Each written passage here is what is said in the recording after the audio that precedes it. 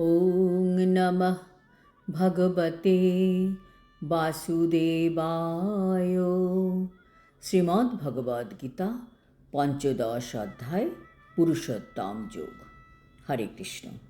আজ আমরা 6 নম্বর শ্লোকটি শুনব। ন তদ্ ভাসয়তে সূর্য ন শশাঙ্ক ন পাবকঃ যদ্গত্তা ন নিবর্তন্তে তদ্ধাম পরমং মম। অনুবাদ: যেখানে গেলে আর এই জড়জগতে ফিরে আসতে হয় না, আমার সেই পরম ধামকে সূর্য, চন্দ্র, অগ্নি বা বিদ্যুৎ আলোকিত করে না। তাৎপর্য: পরমেশ্বর ভগবান শ্রীকৃষ্ণের ধাম হচ্ছে চিন্ময় জগৎ, যা কৃষ্ণলোক বা গোলক বৃন্দাবন নামে খ্যাত। এই চিৎ জগতের চিদাকাশে সূর্যকিরণ, চন্দ্রকিরণ, অগ্নি অথবা বৈদ্যুতিক শক্তির কোনো প্রয়োজন হয় না, কারণ সেখানে সমস্ত গ্রহই জ্যোতির্ময়। এই ব্রহ্মাণ্ডে কেবল একটি সূর্য, একটি গ্রহ সূর্য হচ্ছে জ্যোতির্ময়, কিন্তু চিদাকাশে সবকটি গ্রহই জ্যোতির্ময়।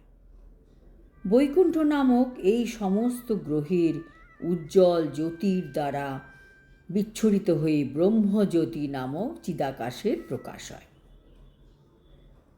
প্রকৃতপক্ষে এই ব্রহ্মজ্যোতি বিচ্ছুরিত হয় শ্রীকৃষ্ণের আলয় গোলক বৃন্দাবন থেকে। এই জ্যোতির কিছুটা মহত্তত্ত্ব দ্বারা ঢাকা থাকে, সেটি হচ্ছে জড় জগৎ। এই জড়জগৎ ছাড়া সেই জ্যোতির্ময় আকাশের সমস্ত স্থানই চিন্ময় গ্রহলোক সমূহে পরিপূর্ণ, যাদের বলা হয় বৈকুণ্ঠ, এবং তাদের মধ্যে প্রধান হল গোলক বৃন্দাবন।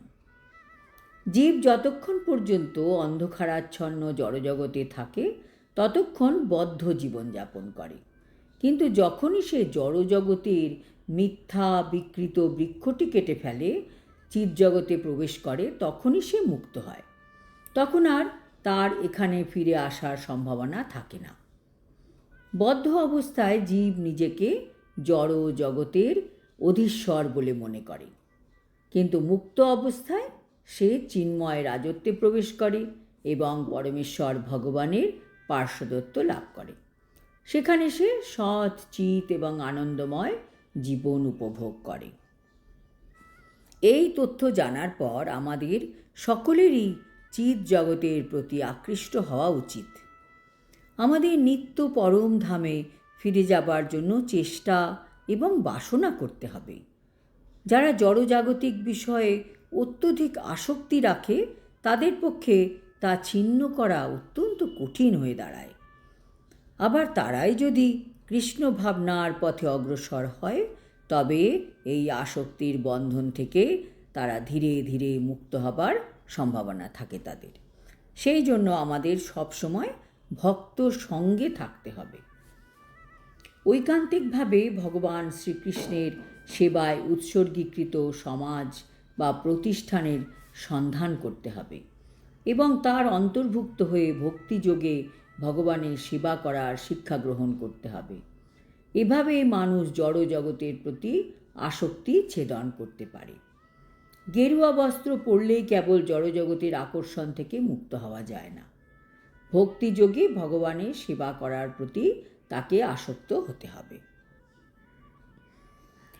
সুতরাং ভক্তিযোগের সাহায্যে প্রকৃত বৃক্ষের বিকৃত প্রতিফলনের থেকে আমাদের মুক্ত হতে হবে। এই শ্লোকটিতে পরমং মম কথাটির ব্যবহার খুব গুরুত্বপূর্ণ। প্রকৃতপক্ষে সব কিছুই ভগবানের সম্পত্তি, কিন্তু চিৎ জগৎ হচ্ছে পরমম অর্থাৎ সরৈশ্বর্যপূর্ণ।